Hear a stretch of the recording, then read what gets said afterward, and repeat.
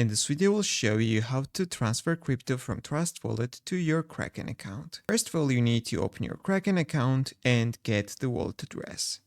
You need to click on Transfer in the bottom and select Deposit.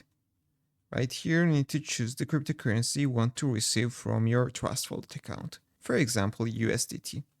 Then you need to choose the network. For example, I will choose Tron TRC20 network. And then we need to copy the wallet address. After that, we need to go to the Trust Wallet. We need to click on the magnifying glass in the top right corner, and in the search we need to write USDT. Right here we need to find the Tron USDT because we have chosen Tron USDT wallet address on Kraken. The network should be the same, so I will choose USDT TRC20 Tron right here. Then we need to click on Send.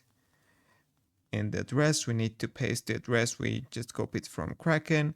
In the amount, we need to enter the amount of USDT we want to transfer from Trust Wallet to Kraken. And the memo in this case is optional. Click on Next button and finalize the transaction. In a few minutes, you can check your balance on your Kraken account. That's all I wanted to show you. If this video was helpful for you, don't forget to click the like buttons and don't forget to subscribe.